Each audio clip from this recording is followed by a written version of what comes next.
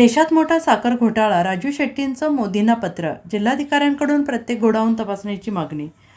देशभरात वाढलेल्या साखरेच्या दरावरून शेतकरी नेते आक्रमक झालेले आहेत. कारण एकीकडे दरवाढीने सर्वसामान्य ग्राहक संतापलेला आहे, दुसरीकडे दरवाढीचा शेतकऱ्यांना फायदा होत नसल्याने शेतकरी चिडले आहेत. साखरेचे दर वाढले आहेत, त्याचा फायदा शेतकऱ्यांना झाला असता तर आम्हाला आनंद झाला असता. केंद्र सरकारने 10 लाख टन साखर आयात करण्याचा निर्णय घेतला. आता आयात करण्यात आलेली साखर ऑक्टोबरमध्ये येणार, त्याच काळात साखर कारखाने सुरू होणार, त्यामुळे दर कोसळणार असं म्हणत केंद्र सरकारच्या धोरणावर शेतकरी संघटनेचे नेते राजू शेट्टी यांनी नाराजी दर्शवली आहे. राजू शेट्टी यांनी साखरेच्या वाढलेल्या दरासंदर्भात पंतप्रधान नरेंद्र मोदींना पत्र लिहिलंय.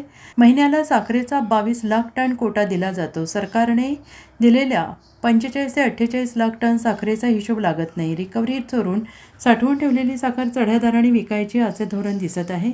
राज्यातील काही साखर कारखान्यांनी टेंडर काढलं पण साखर विकली नाही, त्यामुळे साखरेचा भाव वाढवायचा असे आधीच ठरलेलं आहे. देशात साखर घोटाळा झालेला आहे आणि सरकारचे नियंत्रण नसल्याचा आरोप राजू शेट्टींनी केला आहे.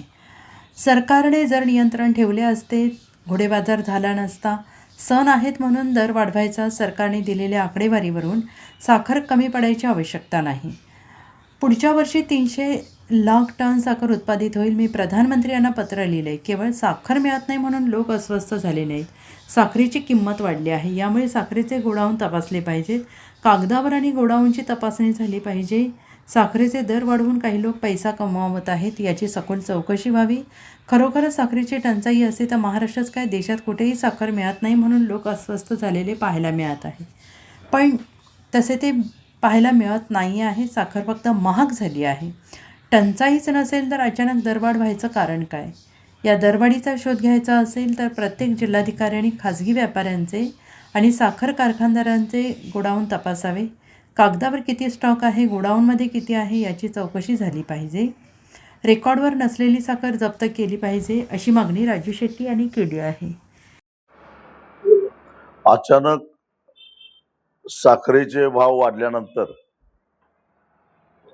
हे जे साखरेचे भाव वाढलेले आहेत या संदर्भामध्ये कुठेतरी संशय निर्माण होण्यासारखी जागा आहे.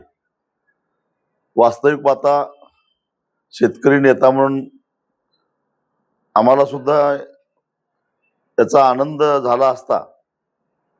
प्रत्यक्षामध्ये वाढीव साखरेच्या दराचा थेट फायदा जर शेतकऱ्यांना झाला असता तर, परंतु तसं होताना दिसत नाही.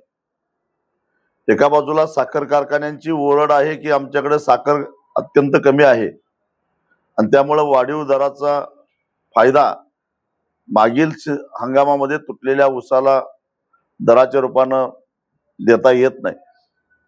आणि दुसऱ्या बाजूला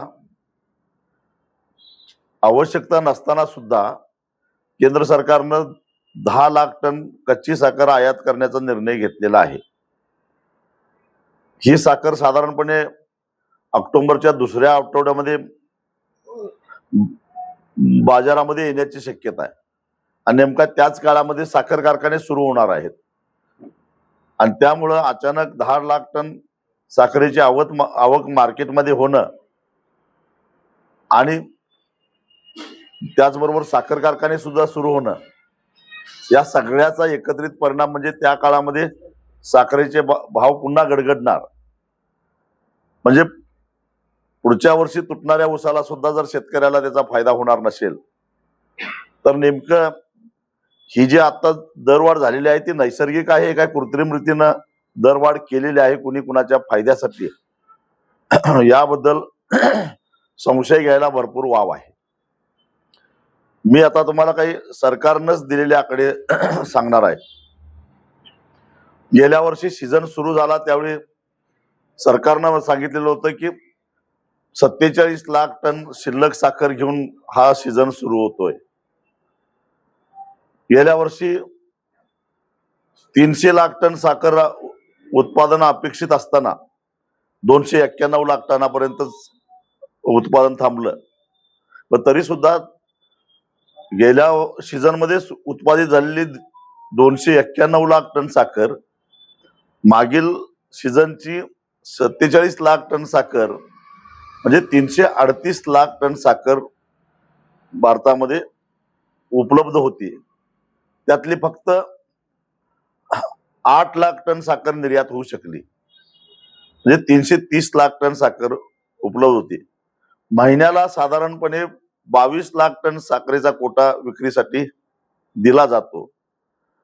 त्या हिशेबानं जर बघितलं आणि सणासुदीला अतिरिक्त साखर सोडलेली याचा हिशेब केला तर घरगुती आणि व्यापारी आणि इतर कारणासाठी जी वापरली जाणारी साखर आहे त्या सगळ्या साखरेचा खप काही 270 ते 80 लाख टनाच्या पुढे जात नाही. आता सरकारनं रिलीज केलेला साखरेचा कोटा, निर्यात झालेली साखर आणि आता सरकार दावा करतं की 35 लाख टन साखर शिल्लक आहे. या सगळ्याचा जर ताळमेळ लावला तर सरकारच्याच दिलेल्या आकडेवारीवरून वेळोवेळी जी काही आकडेवारी जाहीर केली आहे त्यावरनं 45 ते 48 लाख टन साखरेचा हिशेबच लागत नाही. हा काय प्रकार आहे मग? ही साखर गेली कुठं? कारण हे मी आता सांगितले सगळे आकडे सरकारीच आहेत. याचा अर्थ असा होतो, त्यातून दोन अर्थ निघतात. एक तर साखरेची टंचाई आहे असं भासवून भरमसाठ साखरेचे भाव वाढवायचे आणि आधीच खरेदी करून ठेवलेली साखर चढ्या दरामध्ये बाजारामध्ये विकायची, असं कारस्थान काही व्यापारी, मोठे व्यापारी साखरेचे आणि कारखानदार सुद्धा, खाजगी कारखानदार त्याच्यामध्ये सामील आहेत. आणि आता तुम्हाला माहित आहे बहुतांश मोठे कारखानदार हे एकतर त्यांचे नातेवाईक, रक्ताचे मुलगा, मेहुणा, भाऊ हेच साखरेचे व्यापारी आहेत. आणि अशा पद्धतीनं यांनी रिकव्हरी चोरून साठवून ठेवलेली साखर, त्याचबरोबर आधीच कमी दरामध्ये खरेदी करून ठेवलेली साखर ही चढ्या दरानं विकायची आणि अमाप पैसा कमवायचा, असं कारस्थान याच्या पाठीमागे दिसतंय. Bureau report, SBN Marathi, Kolhapur.